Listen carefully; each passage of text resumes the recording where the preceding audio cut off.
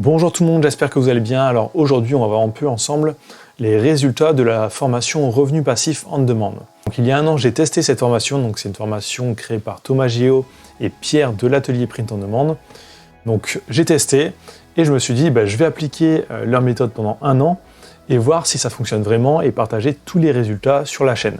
Donc c'est maintenant le moment des résultats. Donc on va voir un peu les résultats que j'ai obtenus sur toute l'année et aussi sur novembre-décembre, parce que ça on l'a pas encore vu. Et on va voir aussi ce que j'en pense de cette formation après un an à l'appliquer. Donc est-ce que ça vaut le coup de se lancer sur ce business ou pas? Donc c'est parti. Donc déjà, petit rappel, c'est quoi cette formation? C'est une formation pour apprendre à vendre sur les marketplaces de print en demande. Donc en gros, on crée des logos, on va les mettre sur des sites comme Spreadshirt, et ces logos seront vendus sur des t-shirts. Et nous, sur chaque vente, on va toucher des commissions. Donc le but de cette formation, c'est de générer des revenus passifs sur ces marketplaces de print en demande. Donc en gros, on met nos designs sur les marketplaces et ensuite ça tourne en automatique. Et justement, Pierre, lui, gagne plus de 3 000 € par mois avec cette méthode.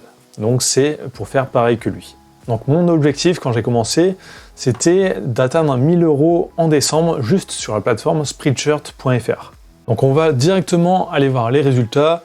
Alors je vais vous dire tout de suite, j'ai pas réussi à faire les 1 000 € sur Spreadshirt en décembre. Alors c'est surtout ma faute parce que j'ai rien foutu une grosse partie de l'année. On va revoir ça en détail juste après. Donc on va aller directement voir les résultats. Donc 2020-2021.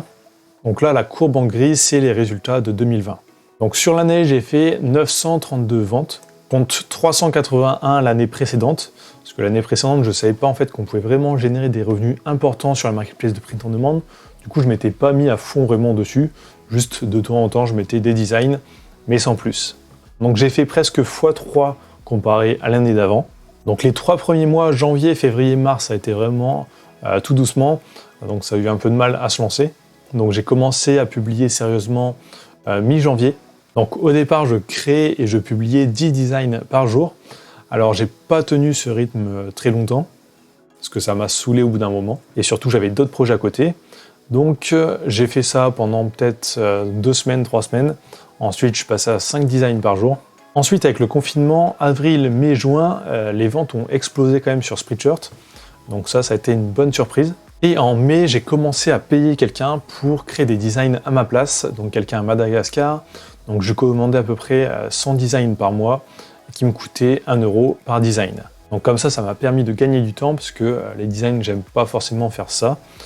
Donc j'ai délégué une partie des tâches. Ensuite, juin, juillet, alors j'ai quasiment pas bossé, j'étais parti à moto. Donc j'ai posté aucun design sauf fin juillet où j'ai commencé à poster un peu les designs que le designer avait commencé à créer. Ensuite, août, septembre, octobre.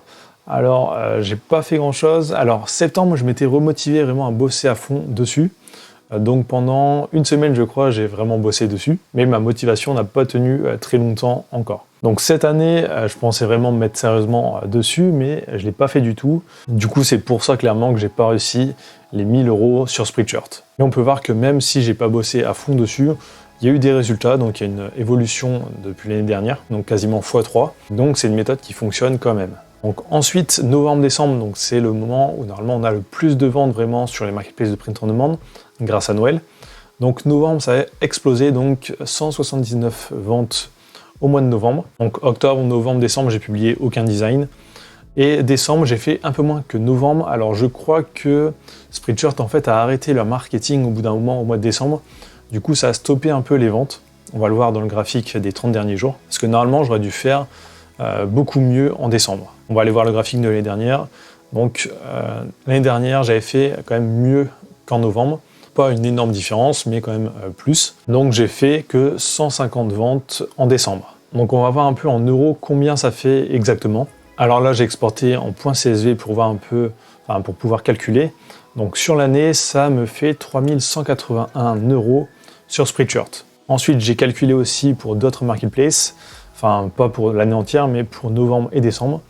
Donc, pour novembre, les stats, Spreadshirt, 638 €, Tezili 80, Tostadora 32, Redbubble 17. Alors ça, c'est des plateformes où j'ai mis quand même assez peu de design. Je me suis concentré que sur Spreadshirt. Donc, pour un total en novembre de 768 €. Ensuite, décembre, j'ai fait un peu mieux. sauf sur Spreadshirt. Donc Spreadshirt, j'ai fait 580 €, Tezily 140,27, Tostadora 77 et Redbubble 27. Donc ce qui me fait un total de 826 € en décembre sur ces 4 marketplaces. Alors j'ai mis aussi des designs sur d'autres marketplaces, mais j'ai moins de ventes. J'ai aussi sur Spreadshirt.com que j'ai pas compté, parce qu'il n'y en a pas beaucoup. Donc mon objectif c'était 1000 € sur Spreadshirt en décembre. Là je suis à 580 en décembre sur Spreadshirt. Donc j'ai fait que 58% de l'objectif. Et vu que j'ai pas énormément bossé dessus cette année, c'est un peu normal. Donc on va voir justement sur les 30 derniers jours ce qui s'est passé. Donc on va aller ici. Ah, on peut voir 3 mois au pire. Donc là on voit bien l'évolution avec le rush de Noël. Par contre ici on voit bien que ça s'est pété la gueule en fait. Au moment où ils ont arrêté de faire la promotion sur Spreadshirt. Donc il y a eu une grosse diminution à peu près au 10 décembre. Donc on va aller voir ça.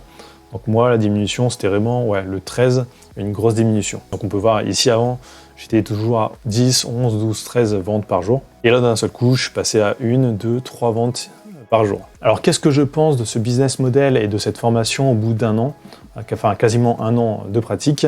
Alors clairement oui c'est une méthode qui fonctionne, vous pouvez vraiment gagner de l'argent avec et surtout passif sur le long terme. L'inconvénient un peu c'est que les résultats sont quand même assez longs à venir au départ en tout cas. Donc il faut vraiment poster pas mal de design, donc mélanger la qualité avec la quantité. Donc ça peut décourager quand même pas mal de personnes, et moi le premier.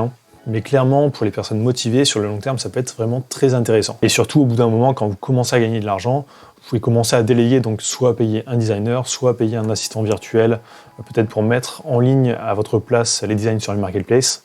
Donc pour externaliser. Et aussi, on pourrait faire grossir le business pas mal aussi, c'est en se lançant sur d'autres langues.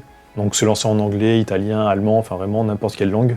Donc il y a vraiment moyen de faire grossir ce business par la suite. Alors moi j'ai commencé à me lancer un peu sur la plateforme anglaise. Donc en fait là le designer que j'ai payé, depuis août il a fait que des designs en anglais. Donc là j'ai à peu près 500 designs de près en anglais mais que j'ai pas mis en ligne parce que j'avais pas eu le temps ou un peu la flemme aussi. Donc là mon objectif ça va être en fait de mettre ces 500 designs sur les marketplaces. Là d'ici 3-4 mois. Donc est-ce que je compte continuer sur ce business? Alors j'ai hésité pendant un moment, pour moi c'était la dernière année où je faisais du print on demand, enfin je m'étais dit ça au départ. Mais quand je vois les résultats, enfin vraiment je me dis je vais peut-être continuer un peu sur ça, mais le faire d'une manière un peu différente.